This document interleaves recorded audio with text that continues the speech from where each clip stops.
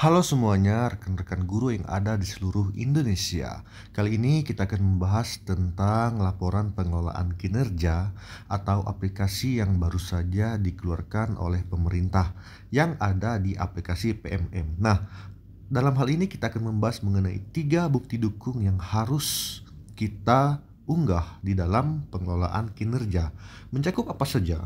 Yang pertama adalah dokumen RPP dan modul ajar. Kemudian yang kedua adalah bukti dukung pengembangan kompetensi, dan yang ketiga adalah bukti dukung tugas tambahan.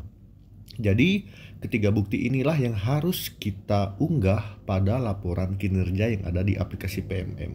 Oke, mari kita lihat untuk dokumen yang pertama, yaitu dokumen RPP atau modul ajar. Nah, perlu Bapak Ibu ketahui bahwa dalam hal ini guru akan diminta untuk mengunggah dokumen RPP ataupun modul ajar pada tahap pengumpulan dokumen persiapan. Jadi, guru dapat mengunggah dokumen RPP ataupun modul ajar yang digunakan selama observasi kelas oleh kepala sekolah. Adapun format yang dapat diunggah adalah PDF dengan batasan ukuran maksimal 10 MB. Dokumen ini dirancang untuk memberikan panduan kepada guru dalam melaksanakan persiapan pembelajaran. Informasi lebih lanjut tentang cara penyusunan RPP atau modul ajar dapat dilihat di dalam artikel ini ya. Nah, perlu diketahui Bapak Ibu ya, untuk mengunggah dokumen RPP, di sini yang digunakan itu adalah modul ajar yang digunakan selama observasi kelas oleh kepala sekolah. Jadi itulah yang wajib diunggah oleh guru-guru.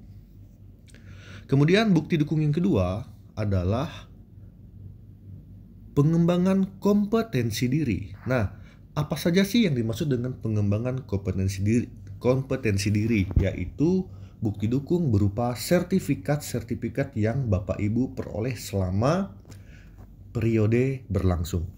Apa itu periode berlangsung? Mari kita simak.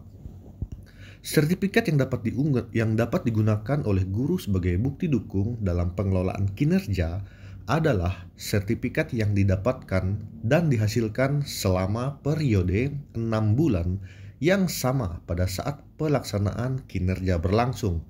Sebagai contoh, bukti dukung yang dikumpulkan pada pengelolaan kinerja periode Januari-Juni 2024 adalah sertifikat yang didapatkan dari hasil perencanaan atau sasaran kinerja pegawai dan pelaksanaan kinerja pada periode yang sama, yaitu Januari sampai dengan Juni 2024. Nah, jadi yang harus Bapak Ibu ketahui di sini adalah sertifikat yang berlaku hanya sertifikat yang didapatkan pada saat selama periode Bapak Ibu mengisi laporan pengelolaan kinerja ini.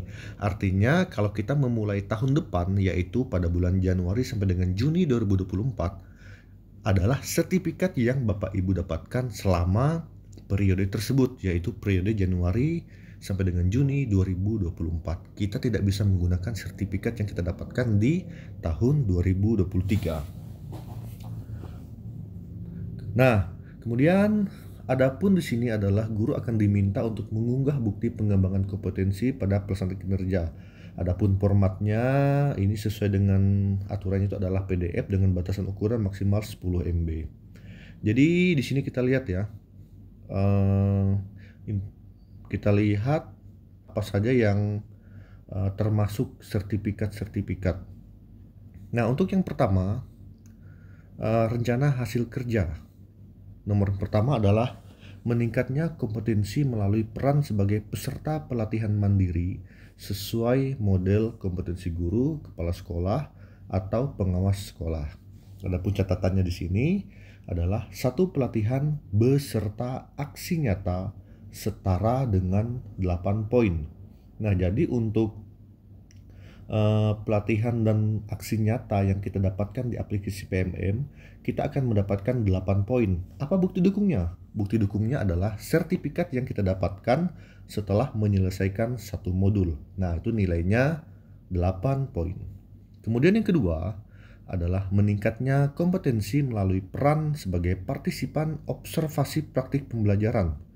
Adapun catatannya di sini adalah satu observasi sebagai pelaku dan pengamat secara bergantian itu setara dengan 8 poin, yaitu bukti dukungannya adalah berupa laporan.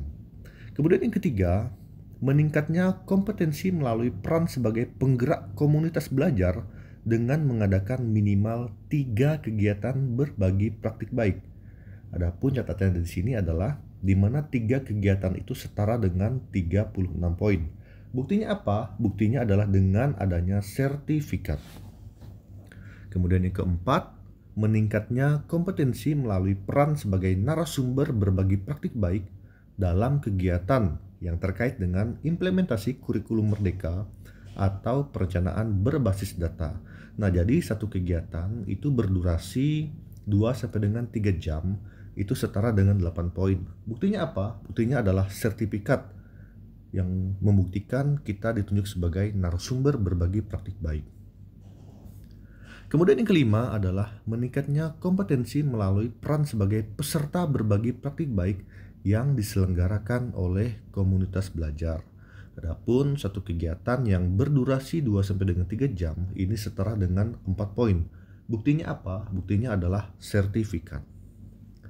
Kemudian yang keenam, meningkatnya kompetensi melalui peran sebagai peserta program pelatihan dan pendidikan jangka pendek atau menengah pada bidang kepemimpinan dan bidang teknis yang relevan seperti pendidikan guru penggerak atau pelatihan manajerial kepala sekolah. Jadi satu kegiatan yang berdurasi 3 sampai dengan 6 bulan itu setara sama dengan 128 poin. Nah, jadi beruntunglah teman-teman yang mendapatkan sertifikat guru penggerak pada periode tahun berjalan ya.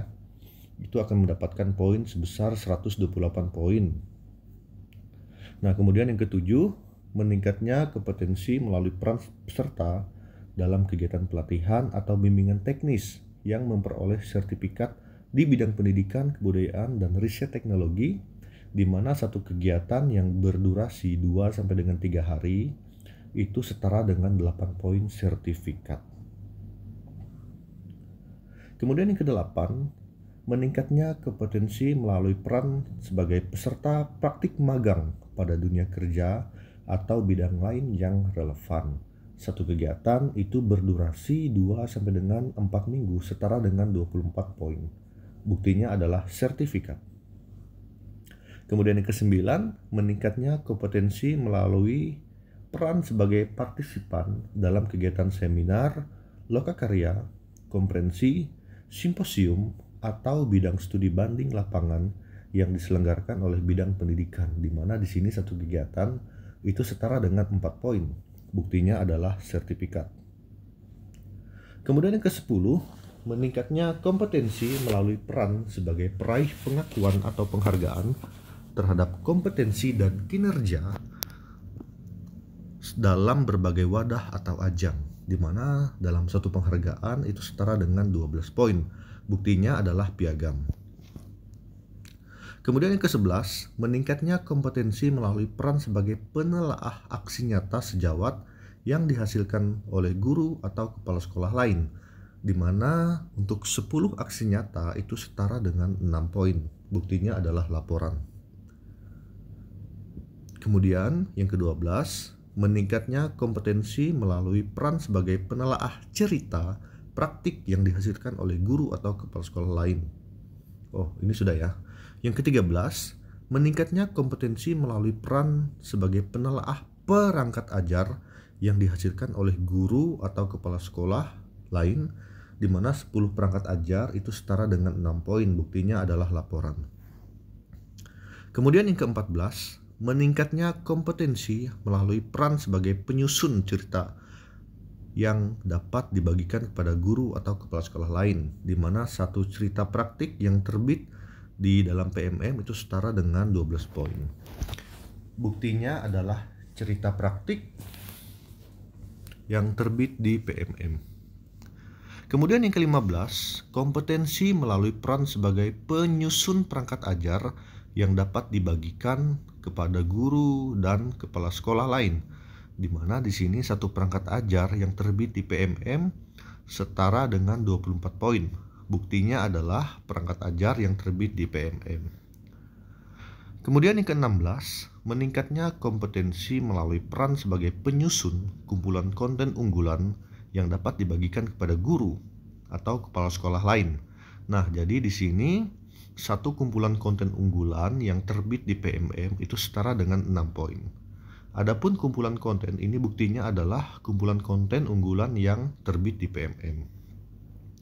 Kemudian yang ke-17, meningkatnya kompetensi melalui peran coach, mentor, fasilitator, atau pengajar praktik dalam kegiatan pengembangan kompetensi guru, kepala sekolah, atau pengawas sekolah. Jadi di sini satu kegiatan yang berdurasi 2 sampai dengan 3 jam itu setara dengan 12 poin. Buktinya adalah sertifikat. Kemudian yang 18, meningkatnya kompetensi melalui peran sebagai peserta coaching atau mentoring, pengembangan kompetensi guru, kepala sekolah, atau pengawas sekolah, di mana satu kegiatan setara dengan 4 poin. Buktinya adalah sertifikat. Nah, kemudian kita lihat bukti dukung tugas tambahan. Nah, jadi yang ketiga bukti dukung yang akan kita unggah itu adalah berupa SK-SK. Guru akan diminta untuk mengunggah bukti tugas tambahan. Format yang dapat diunggah adalah PDF dengan batas ukuran maksimal 10 MB. Bukti dukung yang diunggah adalah surat kerja atau surat tugas beserta surat laporan tugas pelaksanaan yang diberikan oleh atasan untuk melaksanakan tugas tambahan. Informasi lebih lanjut tentang cara unggah itu dapat, kita klik di situ ya. Nah, perlu diketahui dalam hal ini tugas tambahan yang dapat diunggah. Yang pertama adalah guru dapat memilih lebih dari satu tugas tambahan berdasarkan surat keputusan atau surat tugas yang telah diberikan. Jadi kita bisa dapat memilih lebih dari satu ya. Kemudian yang kedua, dokumen yang diunggah itu berupa surat tugas atau surat keputusan beserta surat laporan tugas pelaksanaan dalam satu file format dokumen PDF. Kemudian, jika tugas yang diberikan kepada Anda tidak termasuk dalam tugas tambahan di sini, maka Anda dapat melewati pengisian tugas tambahan dan lanjut ke halaman berikutnya. Nah, mari kita lihat ya, apa saja sih tugas-tugas tambahan yang bisa kita unggah SK-nya. Yang pertama adalah sebagai wakil kepala satuan pendidikan. Ini untuk jenjang SMP, SMA, dan SMK. Kemudian yang kedua adalah kepala perpustakaan, ini semua jenjang. Kemudian yang ketiga, ketua program keahlian, ini hanya untuk SMK. Kemudian yang keempat adalah kepala laboratorium, bengkel, unit, produksi, dan atau teaching factory. Ini untuk jenjang SMP, SMA, dan SMK. Kemudian pembimbing khusus pada satuan pendidikan yang menyelenggarakan pendidikan inklusif atau pendidikan terpadu. Ini untuk semua jenjang. Kemudian yang keenam adalah tugas tambahan sebagai wali kelas. Kemudian pembina OSIS. Ini juga untuk SMP, SMA, dan SMK. Kemudian tugas tambahan sebagai pembina ekstrakurikuler, koordinator pengembangan keprofesian berkelanjutan atau PKB, koordinator penilaian kinerja guru atau PKG, koordinator bursa kerja khusus atau BKK, dan guru piket. Ini untuk semua jenjang. Kemudian ketua lembaga sertifikasi profesi pihak pertama atau LSP1, ini hanya untuk jenjang SMK. Nah, kemudian yang berikutnya adalah penilai kinerja guru. Sebagai penilai kinerja guru, kemudian pengurus organisasi atau asosiasi profesi tingkat nasional, tingkat provinsi, tingkat kabupaten atau kota, kemudian tutor pada pendidikan jarak jauh, pendidikan dasar dan pendidikan menengah, operator dapodik, bendahara sekolah, tim pencegahan dan penanganan kekerasan, ini di semua jenjang. Nah, jadi itulah tugas-tugas tambahan yang dapat Bapak Ibu upload atau unggah buktinya ya berupa SK. Oke, demikianlah ketiga bukti yang dapat kita unggah pada pengelolaan kinerja di aplikasi PMM. Sekian dan terima kasih.